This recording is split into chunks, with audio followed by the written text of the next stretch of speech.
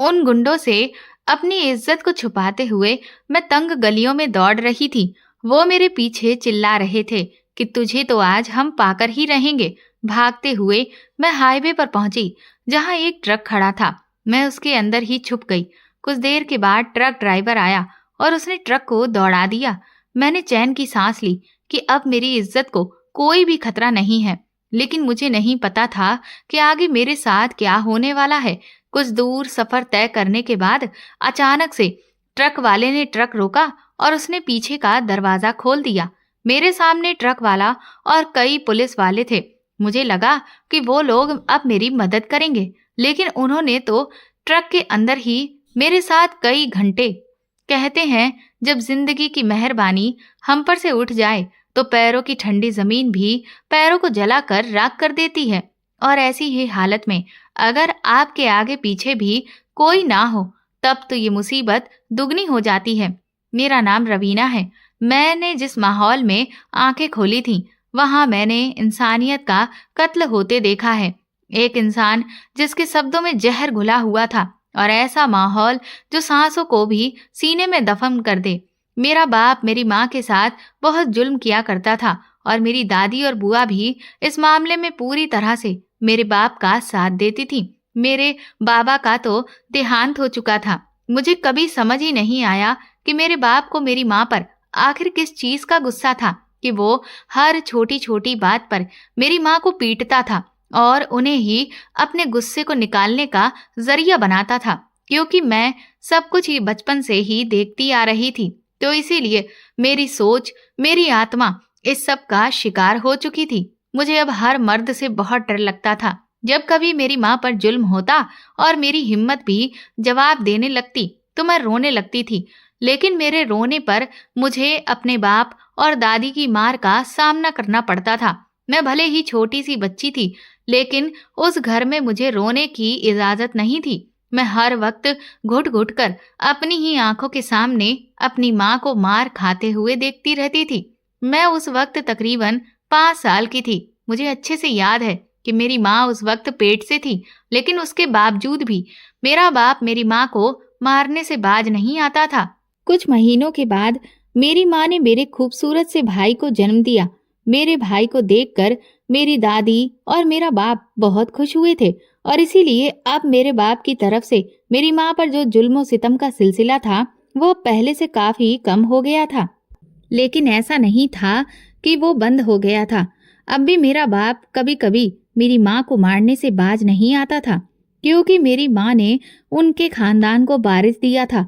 और इसी खुशी में मेरी दादी और बुआ भी मेरी माँ पर थोड़ा कम जुल्म करने लगी थी। जब मेरा भाई 6 साल का हुआ तो एक दिन, जो हमारी जिंदगी का सबसे मनूस दिन था, उस दिन मेरी माँ बर्तन धो रही थी और ना जाने कैसे उनके हाथ से कांच का बर्तन टूट गया, जिस पर मेरी दादी ने पूरे घर में शोर मचाकर रख दिया। हंगामा इतना बढ़ाया कि वो मेरी माँ को बुरी तरह से मारने पीटने लगी। उन लोगों की आवाजें सुनकर मेरा बाप भी वहां दौड़ा चला आया, और तभी मेरी दादी ने मेरे बाप को मेरी माँ की शिकायतें लगा दी, और वो भी उन्हें बुरी तरह से मारने पीटने लगा। मेरी माँ के पूरे शरीर पर नीले नीले निशान पड़ गए थे, यहाँ तक कि उनके सर से खून भी बहने लगा था। उन लोगों की मार खाते खाते माँ इतना तंग आ गई कि जिंदगी में पहली बार वो सफाई देने की कोशिश करने लगी, और इस बात पर मेरा बाप और भी ज्यादा आग बबूला हो गया। मेरी दादी तो अपने बेटे को शह दे रही थी, और उनके ही कहने पर इस वक्त मेरे बाप ने मेरी माँ को तलाक देने का फरमान सुना दिया था और अपने घर से निकल जाने का हुक्म दे दिया। मेरे बाप ने मेरी माँ से कहा कि अब तू मेरे घर से निकल जा, तलाक के कागज मैं कुछ ही दिन में तेरे मुंह पर मार दूंगा। मेरे बाप के मुंह से ऐसी बात सुनकर माँ के ऊपर तो जैसे आसमान ही टूट पड़ा था।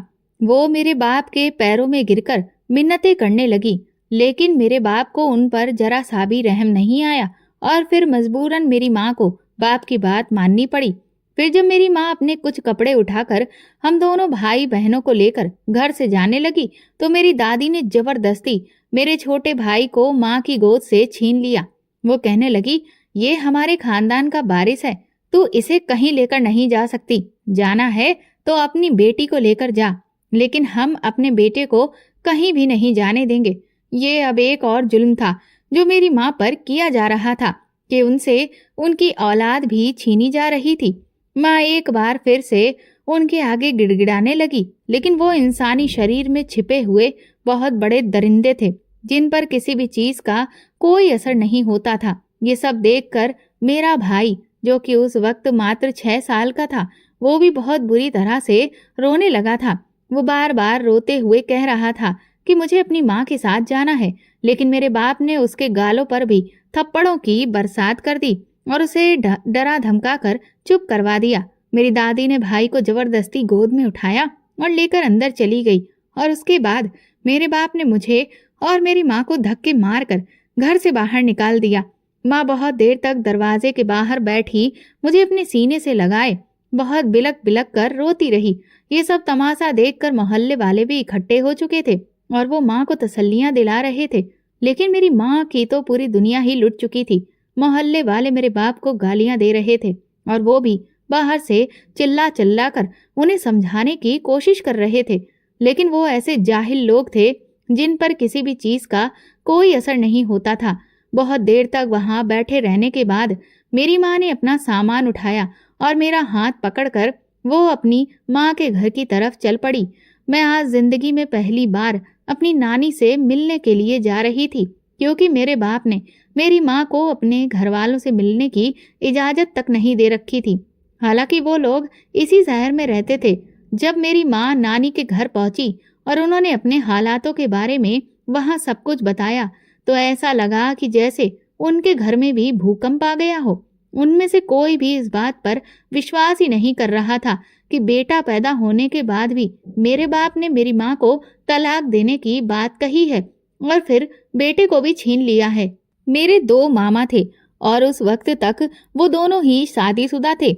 मेरे नाना जी का देहांत हो चुका था, लेकिन मेरी नानी अभी भी जिंदा थी और वो बेचारी अब अपना बुढ़ापा अपने ही बेटों के रहमो करम पर काट रही थी।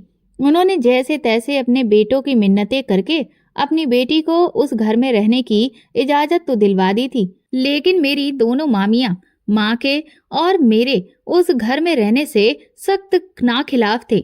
यहाँ तक कि मेरे दोनों मामा भी मेरी माँ पर ही इल्जाम लगा रहे थे कि इसने ही जरूर ऐसी कोई हरकत की होगी कि अपना बसा बसाया घर खुद ही उजाड़ लिया। इस सब में इसका ही पूरा कसूर होगा जो उस आदमी ने इसे तलाक दे दिया।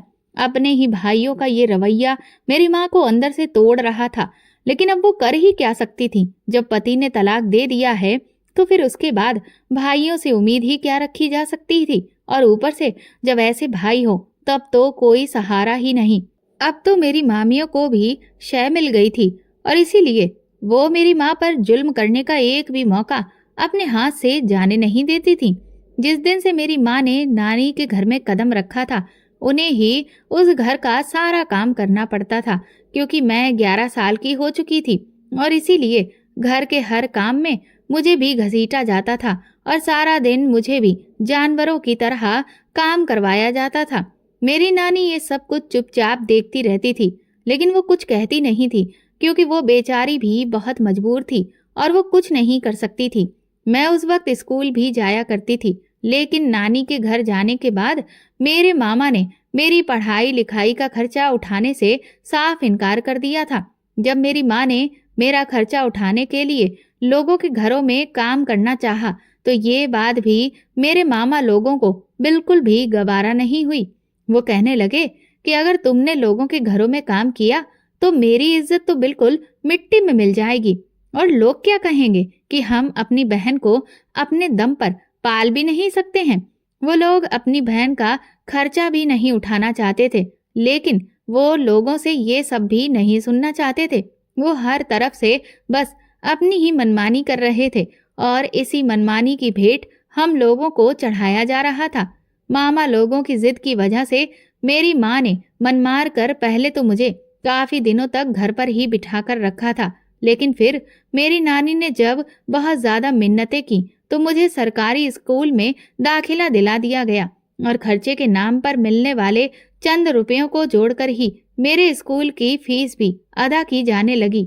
नानी ने स्कूल जाकर स्कूल के प्रिंसिपल से बात की कि मुझे यूनिफॉर्म और किताबों की कमी की खातिर परेशान न किया जाए। मैं उस वक्त छठी क्लास में थी और फिर इसी तरह से रोते घसीटते हुए पढ़ते हुए मुझे तकरीबन 2 साल बीत चुके थे और फिर मैं 8वीं क्लास में आ गई थी। और फिर एक दिन मेरी नानी भी हमें छोड़कर भगवान के पास चली गई। नानी के जाते ही मेरी माँ का वजूद तो अब घर में बिल्कुल बेमतलब का हो चुका था। मेरी माँ सारा दिन गधों की तरह घर में काम करती रहती थी और मेरी मामियाँ तो अब मेरी माँ पर छोटी छोटी बातों पर हाथ उठाने से जरा भी नहीं चूकती थी। और अब तो धीरे धीरे मेरे मामा भी अपनी बहन पर हाथ उठाने लगे थे और मुझे भी छोटी छोटी बातों पर मारपीट का निशाना बनना पड़ता था। मेरी मामियाँ अब हम लोगों को अपने घर में बिल्कुल भी बर्दाश्त करने के लिए तैयार नहीं थी। और फिर एक दिन वो आया जब मेरे मामा लोगों ने जबरदस्ती मेरी माँ की शादी एक दूसरे मर्द से करवा दी, जिसका एक बेटा पहले से ही था जो कि मुझसे भी बड़ा था। मेरी माँ की हालत अब ऐसी हो गई थी कि वो अपने हक के लिए कोई आवाज नहीं उठा सकती थी और फिर इसीलिए मजबूरन उन्होंने दूसरी शादी कर ली और वो मुझे लेकर अपने नए पति के घर आ गई थी। मेरा सौतेला बाप हालांकि बहुत अच्छा था। उसने हमारे साथ कभी भी किसी भी किस्म का कोई भी फर्क नहीं किया था। मेरे सौतेले बाप ने मुझे हमेशा बेटियों वाला प्यार दिया क्योंकि उसका बस एक ही बेटा था जो कि मुझसे करीब 3 साल बड़ा था और उसे पढ़ने लिखने में भी कोई दिलचस्पी नहीं थी। वो तो सारा दिन बस आवारागर्दी करता रहता था। मेरे सौतेले बाप ने मेरा बहुत साथ दिया और उसने मुझे सरकारी स्कूल से निकालकर एक बहुत बेहतरीन स्कूल में दाखिला करवा दिया था। ये सब देखकर मैं तो हैरान ही रह गई थी कि कहाँ मेरा अपना सगा बाप था जो कि मेरी कदर ही नहीं करता था और वो हर वक्त मेरी माँ को मारता पीटता रहता था। और एक ये मेरा सौतेला बाप है, ये तो मेरी माँ को रानियों की तरह रखता था और मुझे भी वो बिल्कुल राजकुमारी समझता था। इस दुनिया में भी इंसानों के कितने रंग होते हैं, अब इस सब के बारे में मैं धीरे धीरे जान रही थी। अब तक तो मैं अपने जीवन में रिश्तों की सिर्फ नाकदरियां ही देखती आई थी। ये पहली बार था कि मैं किसी घर में एक औरत की इतनी कदर होते हुए देख रही थी। मेरे सौतेले बाप की मुझ पर बहुत मेहरबानी थी और मैं भी इसीलिए खूब दिल लगाकर पढ़ रही थी।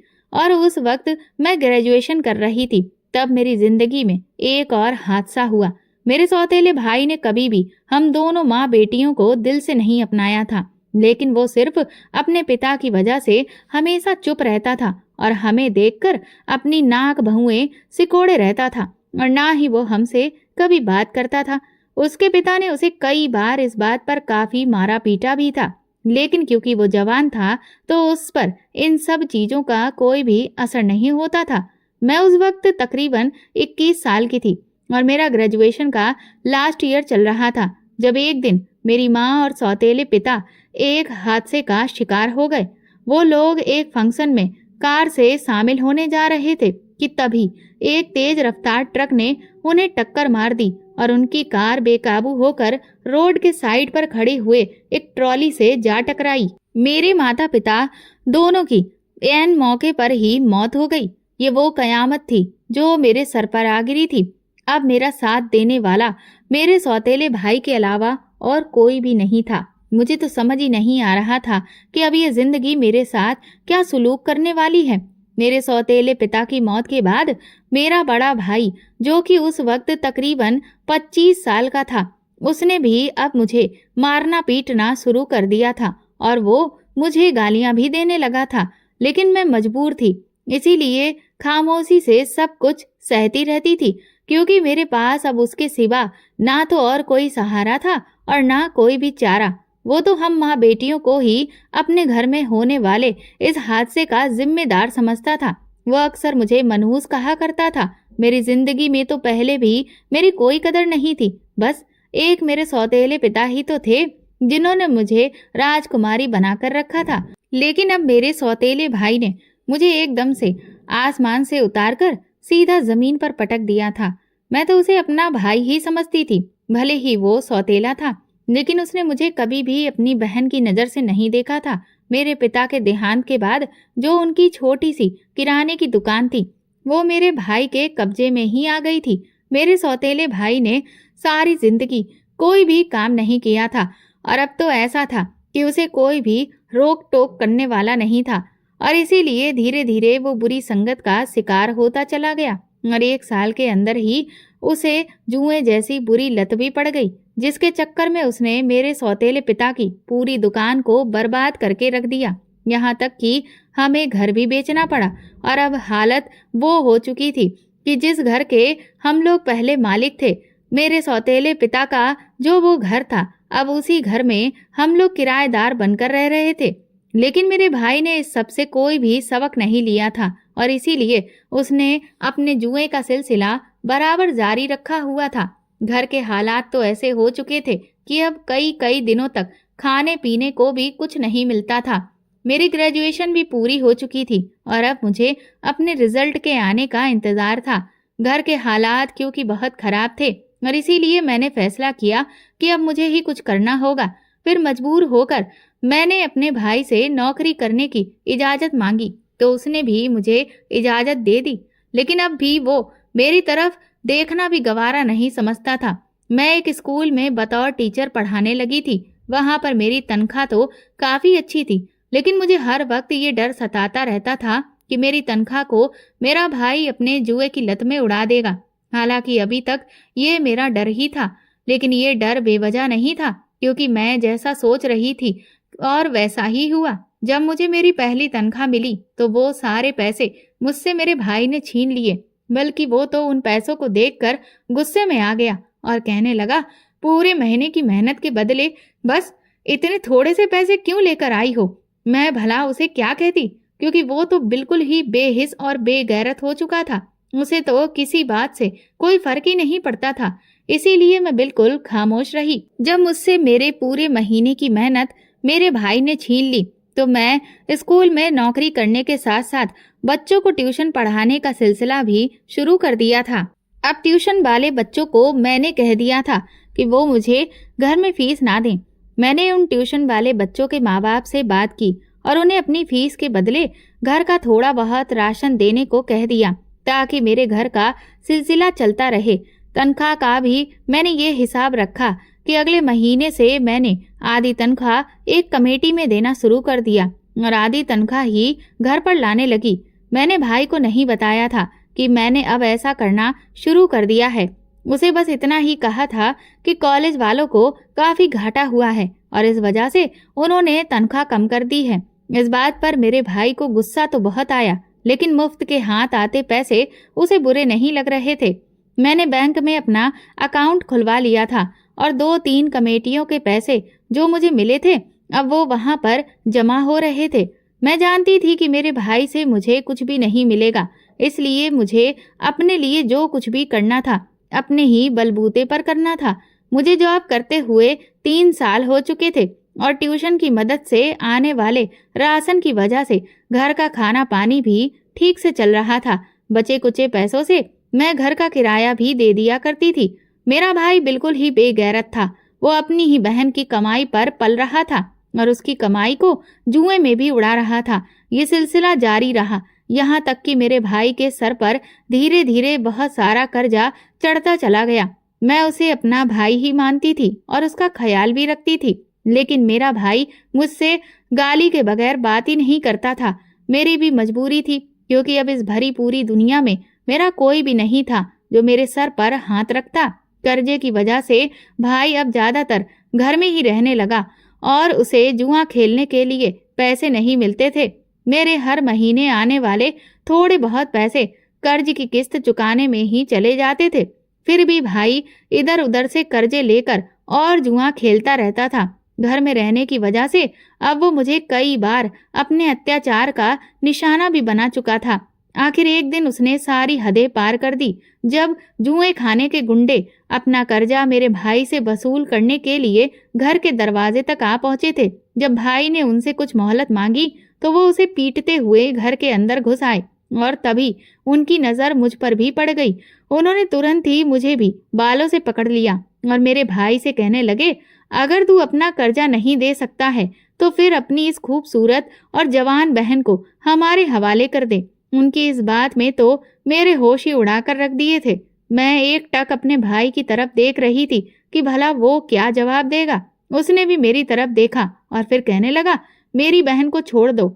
मुझे लगा कि चलो, कम से कम उसके दिल में मेरे लिए कुछ तो जगह है। इस बात पर वो लोग भड़क गए और मेरे भाई को धमकी देते हुए कहने लगे, अगर तुमने 1 महीने में हमारे पैसे वापस नहीं किए तो फिर हम तुम्हारी बहन को उठाकर ले जाएंगे और तुम्हारे कर्जे की सबसे पहले वसूली हम खुद तुम्हारी बहन से करेंगे और उसके बाद दूसरों से भी करवाएंगे और खूब मोटा पैसा कमाएंगे और साथ में तुझे भी गोली मार देंगे। ये कहकर वो लोग वहां से चले गए। मैंने पहली बार भाई के ऊपर गुजरने वाली मुसीबत का अंदाजा किया था। इसकी वजह शायद ये थी कि वो मुसीबत मेरे सर पर भी कभी भी पड़ सकती थी। हालांकि उस वक्त मुझे अपने भाई की भी चिंता थी, क्योंकि अब बात उसकी जान पर भी आ चुकी थी। और फिर भावनाओं में बहकर मैंने अपनी जिंदगी की सबसे बड़ी गलती की। मैंने अपने भाई से पूछा कि तुम्हारे कर्ज की रकम कितनी है, तो पहले तो वो मेरा मजाक उड़ाने लगा और मुझे गालियां देने लगा। फिर एकदम से थक हार कर जमीन पर आकर बैठ गया। कुछ देर वो शांत बैठा रहा और फिर मेरी तरफ देखकर बोला, कर्ज के पैसे बहुत ज्यादा हैं, तुम इतने पैसे नहीं ला पाओगी। लेकिन मैं भी जिद करते हुए भाई से बार बार पूछ रही थी कि नहीं, तुम मुझे बताओ तो कि कर्ज की रकम कितनी है। मैं कोशिश करूंगी कि कहीं से भी तुम्हें पैसे लाकर दे दूं। मैं जानबूझकर भाई को अपने बैंक और अकाउंट और कमेटी के जमा होने वाले पैसों के बारे में नहीं बताना चाहती थी, क्योंकि अगर उसे पता चल जाता फिर तो वो मेरे सारे पैसे ही मुझसे छीन लेता। लेकिन ये जो मैंने बात उससे कही थी वो भी मैंने अपनी जिंदगी की गलती की थी। भाई ने मुझे बताया कि कर्ज की रकम 5 लाख रुपए है। उस वक्त मेरे अकाउंट में तकरीबन 12 लाख की रकम जमा हो चुकी थी, जो कि मैं अपनी जिंदगी को बेहतर बनाने के लिए जमा की थी, जिससे मैं आगे की पढ़ाई भी कर सकूं और उसके साथ ही मैं प्राइवेट टीचर बनने के एग्जाम की तैयारी भी कर रही थी। मैंने कुछ सोचते समझते हुए भाई से कहा कि अगर तुम मुझे ये वादा करो कि तुम अब आइंदा जुआ नहीं खेलोगे तो फिर मैं तुम्हारा ये कर्ज चुकाने की कोशिश कर सकती हूँ। मेरी ये बात सुनकर भाई एकदम से मुझे हैरत से देखने लगा और कहने लगा कि तुम्हारे पास इतने पैसे कहाँ से आएंगे। फिर अचानक ही वो बहुत तेज गुस्सा होने लगा और बोला, कहीं तुम कोई गलत काम करने के बारे में तो नहीं सोच रही हो। मैंने भाई से कहा कि ऐसी कोई बात नहीं है, आप परेशान ना हो। अगर आपको विश्वास नहीं हो तो आप मेरे साथ चल सकते हैं। फिर वो कहने लगा कि नहीं, ऐसा नहीं है, मुझे तुम पर भरोसा है, लेकिन मेरा भरोसा तोड़ना मत। उसे पैसे मिल रहे थे और इसीलिए अब वो मुझसे काफी नरमी से बात कर रहा था। मैंने एक बार फिर से उससे वादा करने को कहा तो उसने मेरे सर पर हाथ रखकर वादा कर दिया कि अगर मैं उसका कर्जा चुका दूंगी तो फिर वो दोबारा कभी भी जुआ नहीं खेलेगा और कोई ना कोई काम करने की कोशिश करेगा। लेकिन उस वक्त मैं ये बिल्कुल भूल गई थी कि गलत कामों में पड़े हुए लोगों के वादों का कभी भी भरोसा नहीं करना चाहिए, क्योंकि ऐसे लोग मौका मिलते ही अपने वादे को तोड़ देते हैं। अपने भाई की मोहब्बत में अंधी होकर मैंने ये फैसला लिया और जानबूझकर 10-15 दिन के बाद उसे पैसे देने के लिए कहा, क्योंकि अगर मैं फौरन ही पैसों का इंतजाम करके उसे दे देती तो फिर उसे मुझ पर शक हो जाता। मुझे तो लग रहा था कि मैंने बहुत होशियारी का काम किया है, लेकिन बस अब मुझे पता चलने वाला था कि मैं कितनी बड़ी गलती कर रही हूँ। एक दिन मैंने भाई को 5 लाख रुपए लाकर दे दिए और कहा कि ये कर्ज की रकम है जो कि तुम्हें हर महीने किस्तों के लिहाज से वापस भी करनी है, क्योंकि ये मैंने किसी से उधार लिए हैं। वो इतने सारे पैसों को एक साथ देखकर मेरा भाई तो पागल ही हो गया था। उसने तो आगे मेरी कोई बात सुनी ही नहीं और फौरन सारे पैसे उठाकर घर से बाहर निकल गया। उस रात वो बहुत देर बाद घर वापस आया था और जब वो घर में आया तो वो मुझे नशे में भी लग रहा था। ये पहली बार था कि वो नशे के आलम में घर आया था। मैं गुस्सा करते हुए भाई से कहने लगी कि तुमने मुझसे वादा किया था कि तुम ऐसा कभी नहीं करोगे। मेरी बात पर वो जोर जोर से हंसने लगा और बोला, अरे बस बस, ये आखिरी दिन था, आज के बाद मैं ये सारे काम छोड़ दूंगा। मैंने सोचा कि मैं उससे पूछूं कि कर्ज की रकम कितनी थी, क्योंकि उस वक्त वो नशे में था तो हो सकता है कि वो मुझसे झूठ ना बोलता। तो मैंने यूं ही उससे पूछ लिया कि कर्ज कितना था। तो कहने लगा कि कर्ज तो सिर्फ 4 लाख का था और वो तो मैंने चुका दिया है, और 1 लाख का मैंने दांव भी खेला है, जिसमें मैं ज्यादातर पैसे तो हार गया हूँ और अब मेरे पास सिर्फ 10,000 रुपए बचे हैं। ये सुनकर तो मेरे गुस्से की हद ही नहीं रही थी। मैं गुस्से से उठी और भाई पर चीखने चिल्लाने लगी कि तुमने मेरी इतनी मेहनत से जमा किए हुए पैसों को इस तरह से उड़ा दिया। अब मैं कर्ज देने वाले को क्या जवाब दूंगी और हम कर्जा वापस कैसे करेंगे? मेरे गुस्सा करने और चीखने चिल्लाने पर भाई, जो कि पहले ही नशे में धुत था, वो उठ खड़ा हुआ और मुझे बालों से पकड़कर मारने लगा और कहने लगा कि तुम्हारी इतनी हिम्मत कि तुम मेरे सामने जुबान चलाओ। तुम चुप करके अपना काम करो और मुझे अपना काम करने दो। तुम जॉब कर रही हो और कर्जा भी तुमने ही लिया है, तो तुम अपनी तनख्वाह के पैसों से ये कर्जा चुका देना। मैंने मार खाते हुए भाई से कहा कि वो पैसे भी तो तुम ही छीन लेते हो, तो कर्जा कैसे चुकाऊंगी? ये सुनकर भाई ने मेरे मुंह पर एक और थप्पड़ मारा और कहने लगा, मुझसे ज्यादा जुबान चलाने की जरूरत नहीं है। उस दिन भाई ने नशे की हालत में मुझे बहुत मारा, यहाँ तक कि वो मुझे मारते मारते खुद ही थक गया और फिर चारपाई पर लुढ़क कर सो गया। मुझे लग रहा था कि मैं जैसे किसी जानवर के चुंगल में आ फंसी हूँ। मुझे अब अपनी गलती का एहसास हो चुका था और मेरे जमा हुए पैसों में से एक बड़ी रकम भाई उड़ा भी चुका था। लेकिन ये भी गनीमत थी कि मेरी इज्जत अभी तक सुरक्षित थी, वरना उन गुंडों का कोई भरोसा नहीं था कि वो अपने पैसे वापस हासिल करने के लिए मेरी इज्जत पर कब हाथ डाल देते। अब ये सब कुछ मेरी बर्दाश्त से बाहर होता जा रहा था, लेकिन अब तो हालत ये थी कि मैं कुछ भी करने की पोजीशन में नहीं थी। सुबह जब भाई उठा तो उस वक्त तक उसका नशा उतर चुका था। जैसे ही उसने मुझे देखा तो उसे रात की सारी बातें याद आ गईं। मेरे पूरे चेहरे पर उसके बरसाए हुए थप्पड़ों के निशान अभी भी थे और मेरा पूरा शरीर भी बहुत बुरी तरह से दुख रहा था। यहाँ तक कि मेरी कलाइयों पर भी नीले निशान पड़े हुए थे। भाई की आंखों में थोड़ी देर के लिए शर्मिंदगी झलकी थी। मैंने भी जब मौका देखा तो रोते हुए भाई से कहा कि तुम्हें भगवान का वास्ता है, जुए जैसी बुरी लत को छोड़ दो, अभी भी वक्त है और सुधर जाओ। मेरी बात पर वो बिल्कुल खामोश रहा और चुपचाप उठकर बाहर चला गया। उस दिन वो जल्दी ही घर वापस आया और आकर थका हारा बिस्तर पर लेट गया। मैंने उससे पूछा, क्या हुआ? तो कहने लगा, कुछ नहीं। मैंने फिर कहा, बताओ तो सही। तो कहने लगा, मुझे कहीं भी काम नहीं मिल रहा, सब मुझे जुआरी समझते हैं और मुझे ऐसे देखते हैं जैसे कि मैं उनके पैसे चुरा कर भाग जाऊंगा। ये कहते हुए उसे फिर से गुस्सा आ गया और कहने लगा, तू यहाँ खड़ी खड़ी मुझे क्या देख रही है? जल्दी से मुझे खाना दे। उसका बदला हुआ लहजा देखकर मैं सकपका गई थी और फिर चुपचाप मैंने उसे थाली में खाना परोस कर दे दिया। लेकिन अब मुझे समझ में आ चुका था कि मेरा भाई जुए के चुंगल से अब कभी भी आजाद नहीं हो सकता। इसलिए अगले महीने से मैंने अपनी पूरी तनख्वाह को कमेटी में ही देना शुरू कर दिया, ताकि मैं अपने नुकसान को पूरा कर सकूं और कुछ इतने पैसे जोड़ सकूं कि अपनी डिग्री कंप्लीट करने के बाद मैं किसी और भी बेहतर जगह पर नौकरी करूं। मेरे भाई ने दोबारा से जुआ खेलने का सिलसिला शुरू कर दिया था। साल बीतते रहे और अब मैं 24 साल की हो गई थी। मेरी डिग्री भी कंप्लीट हो गई और अब मेरे अकाउंट में भी अच्छी खासी रकम जमा हो चुकी थी। और इस बार फिर से जुए के सिलसिले की वजह से भाई के ऊपर फिर से 6 लाख रुपए का कर्जा हो गया और वही गुंडे फिर से मेरे घर आ धमके। अब तो उन्हें ये बात बहुत अच्छे से समझ आ चुकी थी कि अगर वो मेरी इज्जत पर हाथ डालेंगे तो उन्हें फिर से उनके पैसे आराम से मिल जाएंगे। इसीलिए इस बार भी उन्होंने मुझे खूब मारा और भाई को धमकाने लगे कि अगर 1 महीने में तुमने हमारे पैसे नहीं दिए तो फिर हम तुम्हारे सामने ही तुम्हारी बहन की इज्जत खराब करेंगे। ये कहकर वो लोग वहां से चले गए थे। मैंने भाई की तरफ शिकायती नजरों से देखा तो इस बार उसका सर झुक चुका था। मैंने उससे कहा कि मैं तो अभी पिछला कर्जा भी उतार नहीं पाई थी और अब मैं तुम्हें कहीं से दूसरा कर्ज भी लेकर पैसे नहीं दे सकती।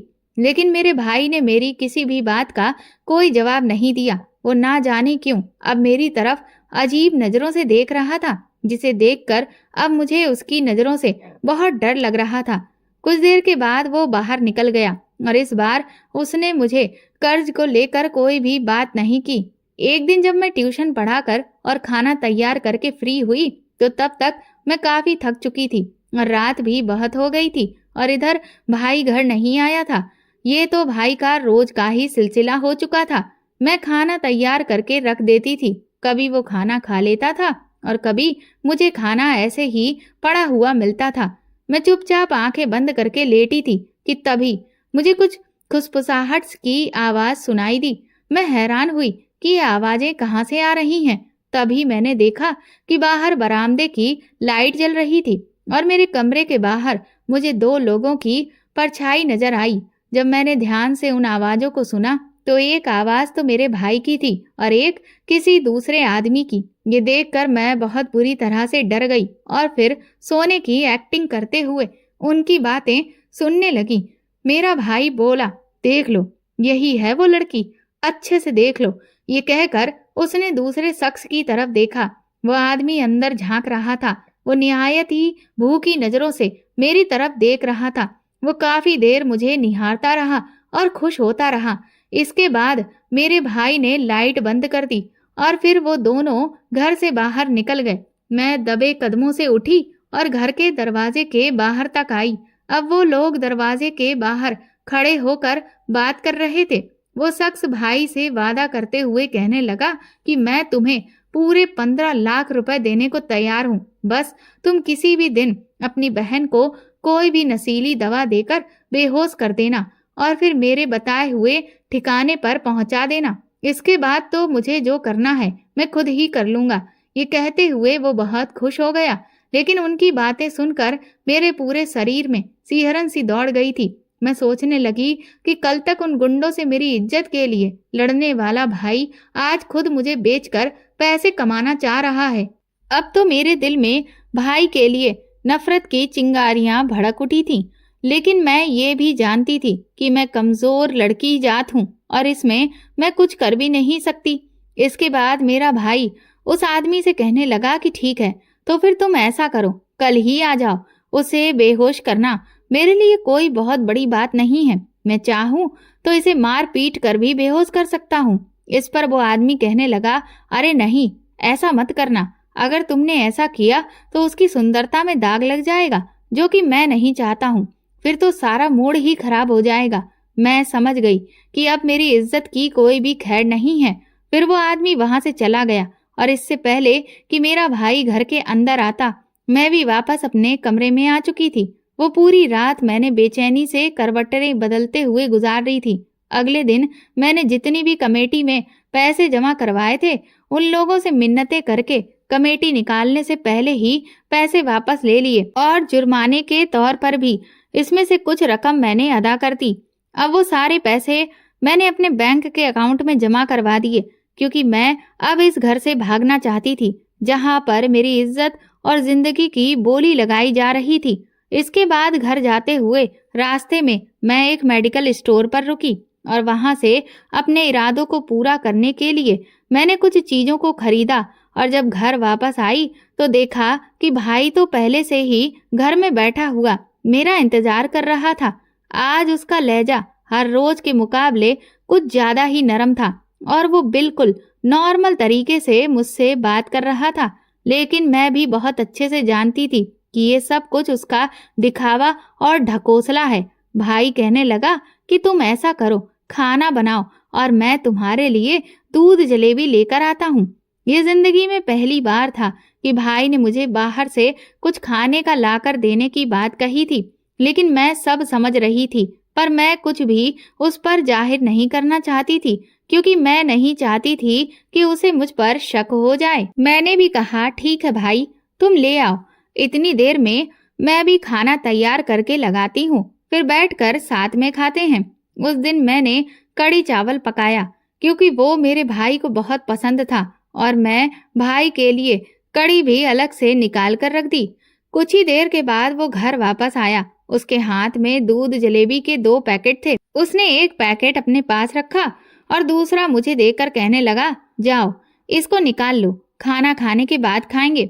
मैं समझ गई कि दूध जलेबी में नशे की दवा पहले से मिली होगी, लेकिन मैंने उस पर कुछ भी जाहिर नहीं होने दिया। मैं उसे निकाल लाई। फिर हम लोगों ने खाना खाया और खाना खाने के फौरन बाद ही मेरा भाई आगे पीछे होकर घूमने लगा था। उसे देखकर ऐसा लग रहा था कि जैसे वो पूरी तरह से नशे के आलम में डूबा हो। उसका सर चकराने लगा। वो अपने सर को थाम कर जमीन पर बैठ गया और कहने लगा कि ये मुझे क्या हो रहा है। दरअसल मैंने भाई को कड़ी में नशे वाली गोलियां पीस कर मिला दी थी, जिसका नशा बहुत ही तेज था, क्योंकि मैं नहीं चाहती थी कि जब मैं इस घर से भागूं तो वो मेरा पीछा करे। मैं उसकी तरफ ध्यान से देख रही थी। वो अभी भी पूरी तरह से बेहोश नहीं हुआ था। फिर वो मेरी तरफ देखकर कहने लगा कि मैं तुम्हें जिंदा नहीं छोड़ूंगा। वो अब समझ चुका था कि ये मेरा किया धरा है। वो बोला कि तुम कहीं भी भाग जाओ, लेकिन मैं तुम्हें ढूंढ निकालूंगा। उसकी ऐसी बातें सुनकर मुझे तो डर लग रहा था, क्योंकि मैं जानती थी कि उसने जिस आदमी से मेरी डील कर रखी है वो भी अभी कुछ देर बाद ही मुझे पकड़ने के लिए आ जाएगा। मैं खामोश खड़ी रही और फिर मेरा भाई आगे पीछे झूमते हुए बेहोश हो गया और मैं भी तुरंत ही अपना सारा सामान समेटा और खुद को दुपट्टे से अच्छे से लपेटकर ऊपर से मैंने एक बड़ी सी शॉल भी ओढ़ ली और फिर मैं बाहर आई। उस वक्त मेरे दिल और दिमाग में ये बात बिल्कुल भी नहीं थी कि मैं यहाँ से भागकर आखिर कहाँ जाऊंगी। बस ऊपर वाले के भरोसे पर ही मैं घर से बाहर निकलकर खड़ी हो गई थी। अब मैं तेजी से बस अड्डे की तरफ जाने लगी थी, क्योंकि मैं सोच रही थी कि इस शहर से निकलकर मैं किसी बड़े शहर में चली जाऊंगी, ताकि मेरा भाई मुझे आसानी से ढूंढ ना सके। क्योंकि बड़े शहरों में मैंने सुना है काफी सारे गर्ल्स हॉस्टल होते हैं, जहां पर मुझे रहने के लिए आराम से कमरा मिल सकता था। और अब तो मेरे पास डिग्री भी थी और अकाउंट में भी अच्छे खासे पैसे जमा हो चुके थे, जिसकी मदद से मैं अकेले भी काफी लंबे अरसे तक अपना गुजारा कर सकती थी।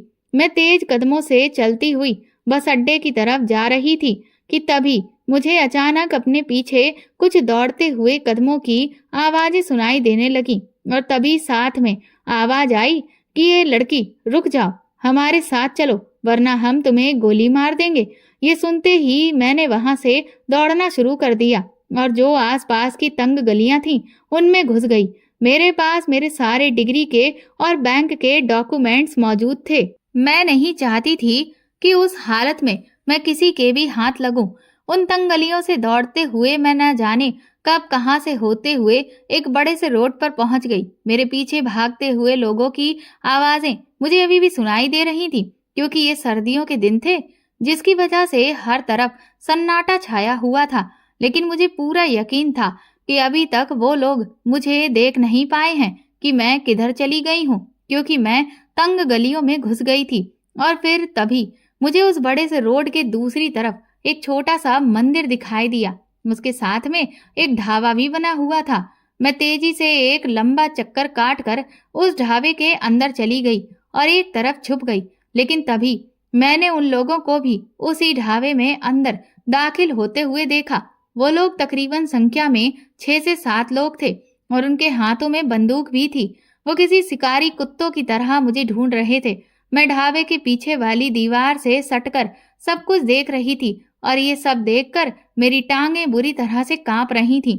तभी मुझे मंदिर का ख्याल आया और मैं पीछे के रास्ते से ही मंदिर की तरफ चली गई। मंदिर की दीवारें काफी नीची थीं, इसीलिए मैं मंदिर के अंदर दाखिल हो गई। वहां पर काफी बड़े बड़े लकड़ी की बनी हुई अलमारियां रखी हुई थीं। उनमें से एक के पीछे मैं घुस गई और वहां छुप कर बैठ गई। मैं आहिस्ता आहिस्ता सांस लेने की कोशिश कर रही थी, क्योंकि मुझे अच्छे से मालूम था कि जब मैं उन लोगों को उस ढाबे में नहीं मिलूंगी तो वो लोग मुझे ढूंढते हुए इस मंदिर में देखने के लिए जरूर आएंगे। और फिर वही हुआ। वो लोग मंदिर में भी आ गए थे, लेकिन क्योंकि मंदिर में जो अलमारियां रखी थी वो काफी बड़ी थी, जिन्हें सामने से देखने पर ऐसा नहीं लग रहा था कि उनके पीछे जगह है, और इसीलिए उन्होंने अलमारी के पीछे नहीं देखा। उन्हें लगा कि मैं वहां भी नहीं हूँ। और फिर कुछ देर बाद वो लोग वहां से भी नाकाम होकर वापस चले गए।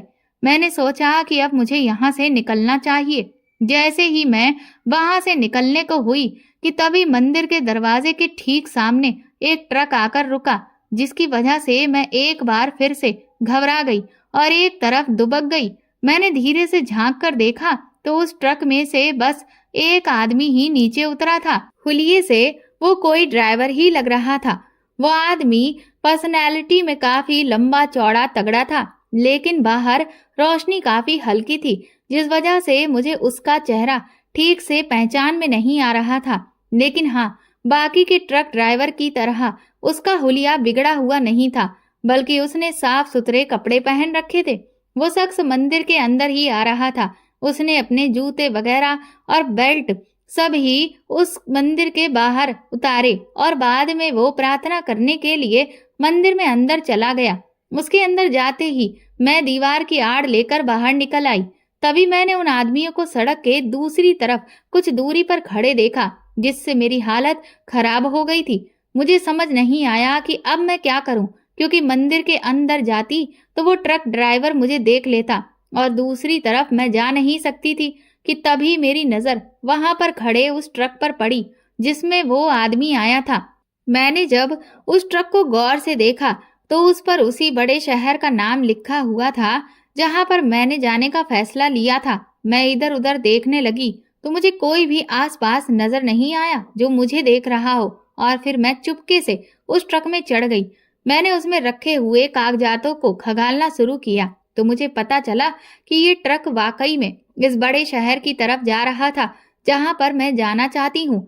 तभी मेरे दिमाग में ये ख्याल आया कि जब वो लोग मुझे ढूंढने में नाकाम रहेंगे तो जरूर वो लोग बस अड्डे की तरफ जाएंगे। इसीलिए बस अड्डे से जाने में मुझे खतरा हो सकता है, और जहां तक मेरा अंदाजा है उनमें से कोई भी ट्रकों को चेक नहीं करेगा और इस ट्रक में मैं बड़े ही आराम से उस बड़े शहर तक जा सकती हूँ। लेकिन मुसीबत ये थी कि ये ड्राइवर तो मुझे किसी भी हाल में ट्रक में सवार नहीं करता। यही सोचकर मैं मायूस हो रही थी कि तभी मेरी नजर ड्राइवर की सीट के पीछे बने हुए एक छोटे से कैबिन पर पड़ी। वहां पर एक बिस्तर भी पड़ा हुआ था। मैं समझ गई कि ये ट्रक ड्राइवर के लिए रास्ते में आराम करने की खातिर बनाया गया है। मैं जैसे ही उसके अंदर दाखिल हुई तो मैंने देखा कि उसके साइड में ही दीवार पर एक और छोटा सा दरवाजा बना हुआ था। मैंने जब उसे खोला तो देखा कि ये तो ट्रक का पिछला हिस्सा है जहां पर सामान लोड किया जाता है। वहां पर कपड़ों के बंधे हुए बड़े बड़े से बंडल रखे थे और उनके बीच में थोड़ी बहुत जगह भी मौजूद थी। ये देखकर मैंने कुछ ही पलों में ये फैसला कर लिया था कि अब मुझे क्या करना है, और फिर मैं उस तरफ से ही घुस गई, क्योंकि अगर मैं केबिन में रहती तो ट्रक ड्राइवर वहां से पीछे झांक कर मुझे आराम से देख सकता था। मैंने उस दरवाजे को बस इतना सा ही बंद किया कि वहां से सांस लेने की हवा आराम से आती जाती रही, और अपने बैग से मैंने एक पेन निकालकर दरवाजे के कब्जे में इस तरह से फंसा दिया ताकि जब दरवाजे को झटका लगे तो वो बंद ना हो। मुझे अभी वहां पर छुपकर बैठे हुए थोड़ी ही देर गुजरी थी कि तभी वो ट्रक ड्राइवर अंदर आ गया और उसने ट्रक को स्टार्ट कर दिया। इसके बाद उसने सामने भगवान भोले शंकर की जो तस्वीर रखी थी उसको हाथ लगाकर ऊपर वाले का आशीर्वाद लिया और फिर ट्रक को आगे बढ़ाने लगा। वो आदमी अपनी हरकतों से तो बहुत ही आस्तिक लग रहा था और शरीफ भी, लेकिन फिर तभी उसने अपनी जेब से पर्स निकाला और पीछे कैबिन में फेंक दिया। एक बार को मेरा दिल चाहा कि मैं उसका पर्स उठाकर देखूं कि उस शख्स की पहचान क्या है और ये कहां से आया है, लेकिन मेरी हिम्मत ही नहीं पड़ी। मुझे लगा कि कहीं मैं पकड़ी गई तो ये आदमी मुझे अपने ट्रक से बाहर निकाल देगा, और ये भी हो सकता है कि वो मुझ पर अपनी गलत नजर डाल दे, क्योंकि आजकल किसी का भी भरोसा नहीं है। भगवान का नाम लेने वाले भी बहुत सारे लोग गलत काम करने में जरा भी नहीं चूकते। इसीलिए मैं वहीं पर चुपचाप सहमी सी दुबकी बैठी रही।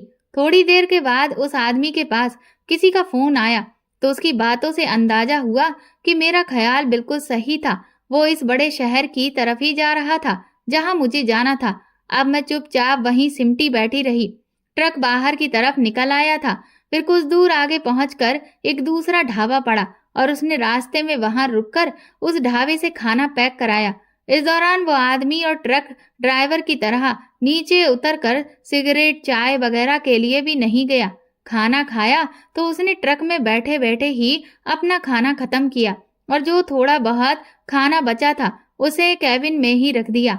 अभी तक उसे पिछला दरवाजा चेक करने का ख्याल नहीं आया था और ना ही दरवाजे के कब्जे पर उसकी नजर पड़ी थी। इसीलिए मैं सुकून से वहीं पर दुबकी बैठी थी। पर जब मेरी नजर खाने पर पड़ी तो मुझे भी बहुत तेज भूख लगने लगी थी, क्योंकि मैं भी बहुत देर से कुछ भी नहीं खाया था, क्योंकि पूरा समय तो मेरा इस भाग दौड़ में ही निकल गया था।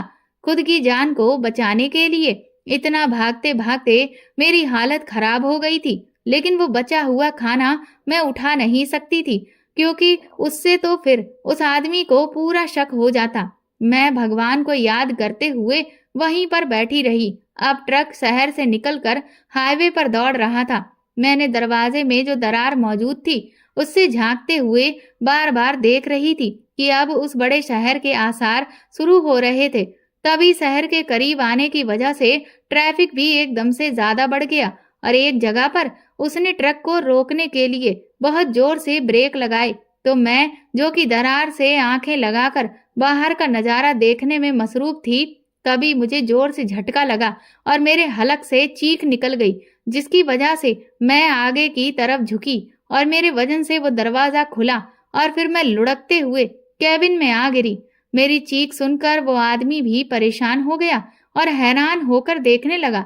फिर उसने एकदम से अपने ट्रक को साइड पर किया, पीछे कैबिन में आया तो उसने कैबिन की लाइट जलाई। मुझे वहां पर देखकर वो हैरानी से आंखें फाड़कर मेरी तरफ देखने लगा।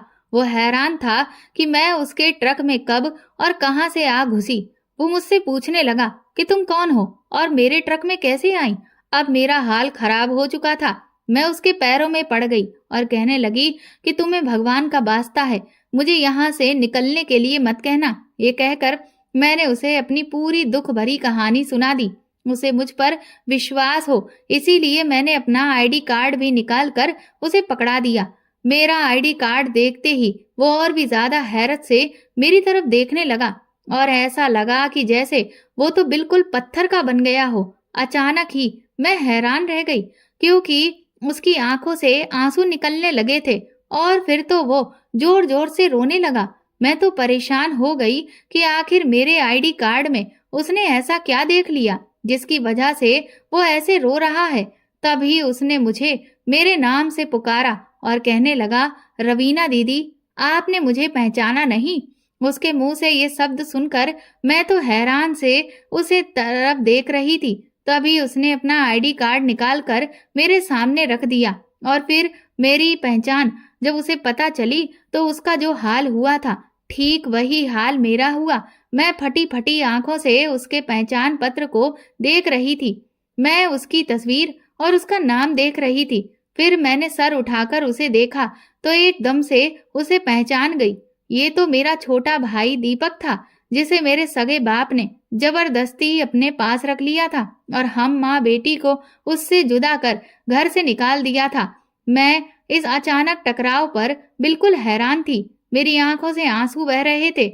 मैं, जो कि उस वक्त उसके कदमों में गिरी हुई थी, उसने तुरंत ही मुझे दोनों बाजुओं से पकड़कर उठाया और मेरा सर अपने सीने से लगा लिया और कहने लगा, भगवान का शुक्र है जो उसने मुझे आपसे मिला दिया।